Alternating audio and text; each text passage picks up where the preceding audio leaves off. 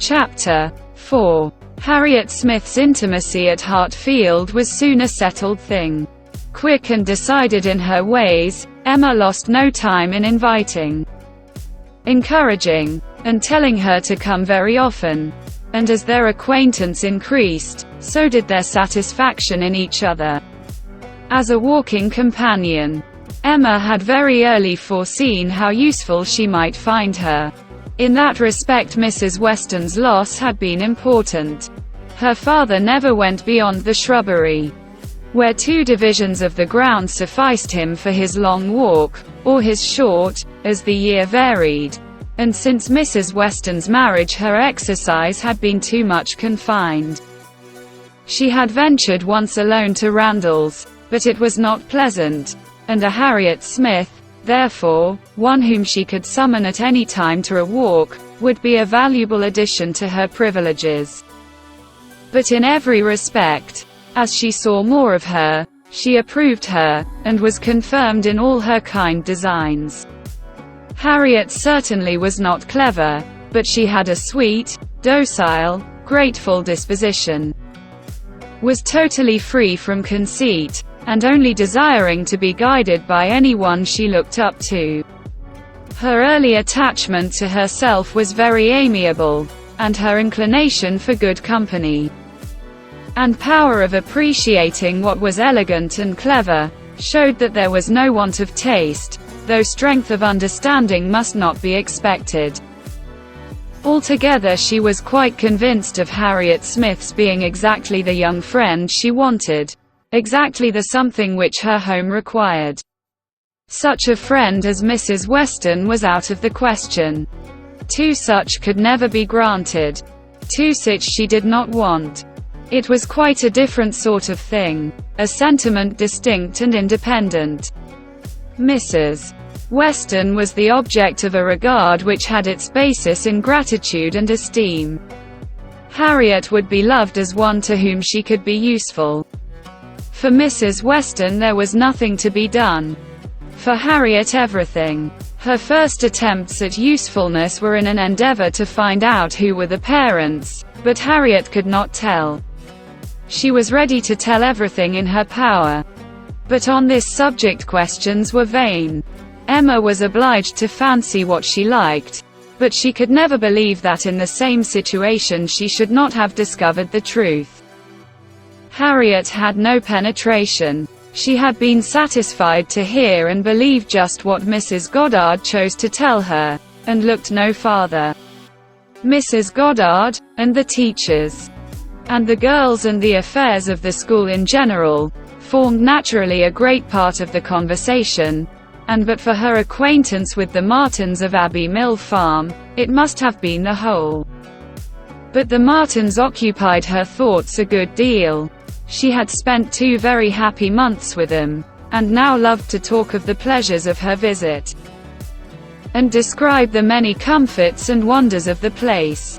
Emma encouraged her talkativeness, amused by such a picture of another set of beings, and enjoying the youthful simplicity which could speak with so much exultation of Mrs. Martin's having 2 parlors, 2 very good parlors, indeed, one of them quite as large as Mrs. Goddard's drawing-room, and of her having an upper maid who had lived 25 years with her, and of their having 8 cows, 2 of them Alderneys, and 1 a little Welsh cow.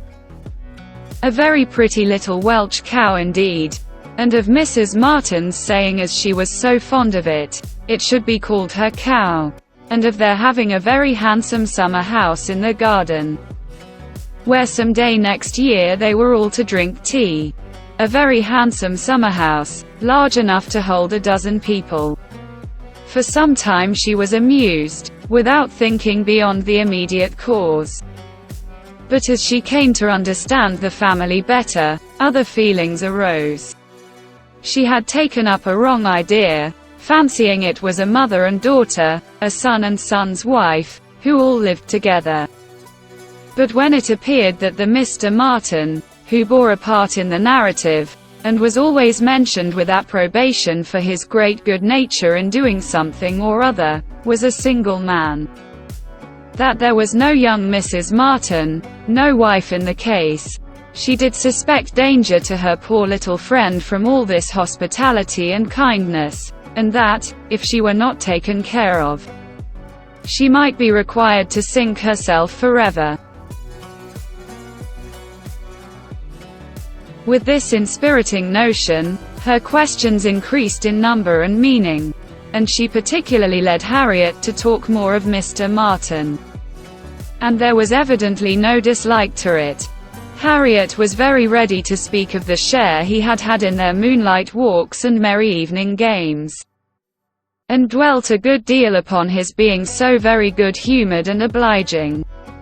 He had gone 3 miles round one day in order to bring her some walnuts, because she had said how fond she was of them. And in everything else he was so very obliging. He had his shepherd's son into the parlor one night on purpose to sing to her. She was very fond of singing. He could sing a little himself. She believed he was very clever, and understood everything. He had a very fine flock, and, while she was with him, he had been bid more for his wool than anybody in the country. She believed everybody spoke well of him. His mother and sisters were very fond of him. Mrs. Martin had told her one day, and there was a blush as she said it, that it was impossible for anybody to be a better son, and therefore she was sure, whenever he married, he would make a good husband. Not that she wanted him to marry. She was in no hurry at all. Well done, Mrs. Martin, thought Emma. You know what you are about. And when she had come away, Mrs. Martin was so very kind as to send Mrs. Goddard a beautiful goose, the finest goose Mrs. Goddard had ever seen. Mrs. Goddard had dressed it on a Sunday, and asked all the 3 teachers, Miss Nash, and Miss Prince, and Miss Richardson, to sup with her. Mr. Martin, I suppose, is not a man of information beyond the line of his own business. He does not read. Oh yes. That is. No. I do not know. But I believe he has read a good deal. But not what you would think anything of. He reads the agricultural reports, and some other books that lay in one of the window seats, but he reads all them to himself. But sometimes of an evening, before we went to cards, he would read something aloud out of the elegant extracts, very entertaining. And I know he has read The Vicar of Wakefield. He never read The Romance of the Forest, nor The Children of the Abbey. He had never heard of such books before I mentioned them, but he is determined to get them now as soon as ever he can.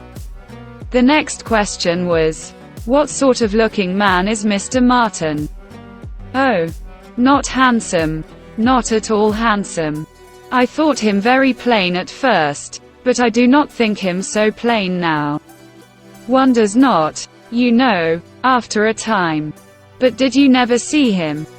He is in Highbury every now and then, and he is sure to ride through every week in his way to Kingston. He has passed you very often. That may be, and I may have seen him 50 times. But without having any idea of his name. A young farmer, whether on horseback or on foot, is the very last sort of person to raise my curiosity. The yeomanry are precisely the order of people with whom I feel I can have nothing to do. A degree or 2 lower, and a creditable appearance might interest me. I might hope to be useful to their families in some way or other. But a farmer can need none of my help, and is, therefore, in one sense, as much above my notice as in every other he is below it. To be sure. Oh yes. It is not likely you should ever have observed him. But he knows you very well indeed. I mean by sight. I have no doubt of his being a very respectable young man. I know, indeed, that he is so, and, as such, wish him well. What do you imagine his age to be? He was 24 the 8th of last June. and my birthday is the 23rd, just a fortnight and a day's difference, which is very odd. Only 4 and 20. That is too young to settle. His mother is perfectly right not to be in a hurry. They seem very comfortable as they are, and if she were to take any pains to marry him, she would probably repent it. 6 years hence. If he could meet with a good sort of young woman in the same rank as his own, with a little money, it might be very desirable. 6 years hence. Dear Miss Woodhouse. He would be 30 years old. Well, and that is as early as most men can afford to marry, who are not born to an independence. Mr. Martin, I imagine, has his fortune entirely to make, cannot be at all beforehand with the world.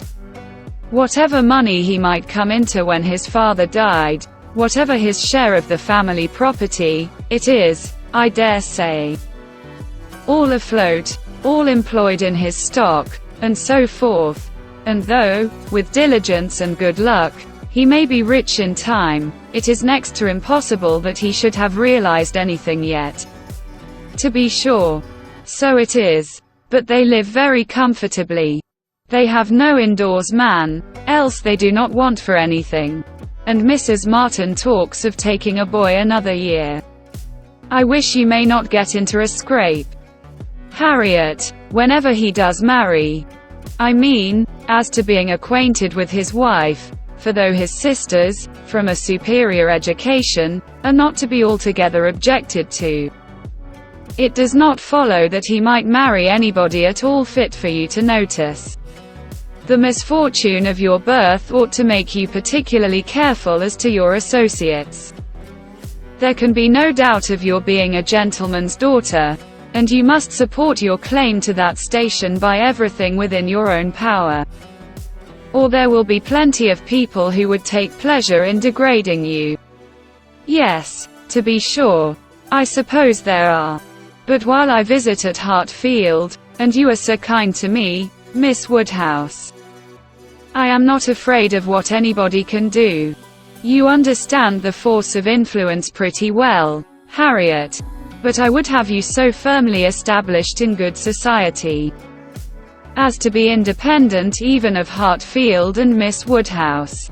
I want to see you permanently well connected, and to that end it will be advisable to have as few odd acquaintances as may be, and therefore, I say that if you should still be in this country when Mr. Martin marries, I wish you may not be drawn in by your intimacy with the sisters, to be acquainted with the wife, who will probably be some mere farmer's daughter, without education.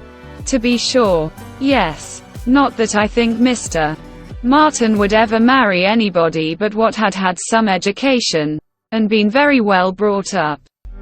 However, I do not mean to set up my opinion against yours, and I am sure I shall not wish for the acquaintance of his wife.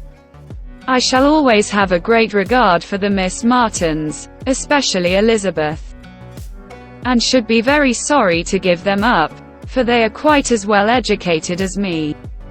But if he marries a very ignorant, vulgar woman, certainly I had better not visit her, if I can help it. Emma watched her through the fluctuations of this speech, and saw no alarming symptoms of love. The young man had been the first admirer, but she trusted there was no other hold, and that there would be no serious difficulty, on Harriet's side, to oppose any friendly arrangement of her own. They met Mr. Martin the very next day, as they were walking on the Donwell Road. He was on foot, and after looking very respectfully at her, looked with most unfeigned satisfaction at her companion. Emma was not sorry to have such an opportunity of survey, and walking a few yards forward, while they talked together, soon made her quick eye sufficiently acquainted with Mr. Robert Martin. His appearance was very neat, and he looked like a sensible young man, but his person had no other advantage, and when he came to be contrasted with gentlemen, She thought he must lose all the ground he had gained in Harriet's inclination. Harriet was not insensible of manner. She had voluntarily noticed her father's gentleness with admiration as well as wonder. Mr. Martin looked as if he did not know what manner was. They remained but a few minutes together, as Miss Woodhouse must not be kept waiting. And Harriet then came running to her with a smiling face, and in a flutter of spirits, which Miss Woodhouse hoped very soon to compose. "Only think of our happening to meet him. How very odd. It was quite a chance," he said, "that he had not gone round by Randall's. He did not think we ever walked this road. He thought we walked towards Randall's most days. He has not been able to get the romance of the forest yet. He was so busy the last time he was at Kingston that he quite forgot it, but he goes again tomorrow. So very odd we should happen to meet. Well, Miss Woodhouse, is he like what you expected? What do you think of him? Do you think him so very plain?" "He is very plain. Undoubtedly. Remarkably plain. But that is nothing compared with his entire want of gentility. I had no right to expect much, and I did not expect much. But I had no idea that he could be so very clownish, so totally without air. I had imagined him, I confess, a degree or two nearer gentility." "To be sure," said Harriet, in a mortified voice. "He is not so genteel as real gentlemen. I think, Harriet, since your acquaintance with us, you have been repeatedly in the company of some such very real gentlemen, that you must yourself be struck with the difference in Mr. Martin. At Hartfield, you have had very good specimens of well-educated, well-bred men. I should be surprised if, after seeing them, you could be in company with Mr. Martin again without perceiving him to be a very inferior creature, and rather wondering at yourself for having ever thought him at all agreeable before. Do not you begin to feel that now? Were not you struck? I am sure you must have been struck by his awkward look and abrupt manner, and the uncouthness of a voice which I heard to be wholly unmodulated as I stood here. Certainly, he is not like Mr. Knightley. He has not such a fine air and way of walking as Mr. Knightley. I see the difference plain enough. But Mr. Knightley is so very fine a man. Mr. Knightley's air is so remarkably good that it is not fair to compare Mr. Martin with him. You might not see 1 in 100 with gentlemen so plainly written as in Mr. Knightley. But he is not the only gentleman you have been lately used to. What say you to Mr. Weston and Mr. Elton? Compare Mr. Martin with either of them. Compare their manner of carrying themselves, of walking, of speaking, of being silent. You must see the difference. Oh yes, there is a great difference. But Mr. Weston is almost an old man. Mr. Weston must be between 40 and 50, which makes his good manners the more valuable. The older a person grows, Harriet, the more important it is that their manners should not be bad, the more glaring and disgusting any loudness, or coarseness, or awkwardness becomes. What is passable in youth is detestable in later age. Mr. Martin is now awkward and abrupt. What will he be at Mr. Weston's time of life? There is no saying. Indeed, replied Harriet rather solemnly. But there may be pretty good guessing. He will be a completely gross, vulgar farmer, totally inattentive to appearances, and thinking of nothing but profit and loss. Will he, indeed? That will be very bad. How much his business engrosses him already is very plain from the circumstance of his forgetting to inquire for the book you recommended. He was a great deal too full of the market to think of anything else, which is just as it should be, for a thriving man. What has he to do with books? and I have no doubt that he will thrive and be a very rich man in time, and his being illiterate and coarse need not disturb us. I wonder he did not remember the book, was all Harriet's answer, and spoken with a degree of grave displeasure which Emma thought might be safely left to itself. She, therefore, said no more for some time. Her next beginning was, in one respect, perhaps, Mr. Elton's manners are superior to Mr. Knightley's or Mr. Weston's. They have more gentleness. They might be more safely held up as a pattern. There is an openness, a quickness, almost a bluntness in Mr. Weston, which everybody likes in him, because there is so much good humor with it, but that would not do to be copied. Neither would Mr. Knightley's downright, decided, commanding sort of manner. Though it suits him very well. His figure, and look, and situation in life seem to allow it, but if any young man were to set about copying him, he would not be sufferable. On the contrary, I think a young man might be very safely recommended to take Mr. Elton as a model. Mr. Elton is good-humored, cheerful, obliging, and gentle. He seems to me to be grown particularly gentle of late. I do not know whether he has any design of ingratiating himself with either of us, Harriet, by additional softness, but it strikes me that his manners are softer than they used to be. If he means anything, it must be to please you. Did not I tell you what he said of you the other day? She then repeated some warm personal praise which she had drawn from Mr. Elton, and now did full justice to, and Harriet blushed and smiled, and said she had always thought Mr. Elton very agreeable. Mr. Elton was the very person fixed on by Emma for driving the young farmer out of Harriet's head. She thought it would be an excellent match, and only too palpably desirable, natural, and probable, for her to have much merit in planning it. She feared it was what everybody else must think of and predict. It was not likely, however, that anybody should have equaled her in the date of the plan, as it had entered her brain during the very first evening of Harriet's coming to Hartfield. The longer she considered it, the greater was her sense of its expediency.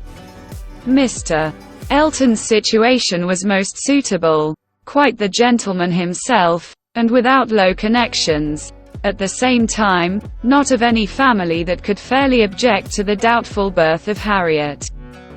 He had a comfortable home for her, and Emma imagined a very sufficient income, for though the vicarage of Highbury was not large, he was known to have some independent property, and she thought very highly of him as a good-humored, well-meaning, respectable young man, without any deficiency of useful understanding or knowledge of the world. She had already satisfied herself that he thought Harriet a beautiful girl, which she trusted, with such frequent meetings at Hartfield, was foundation enough on his side.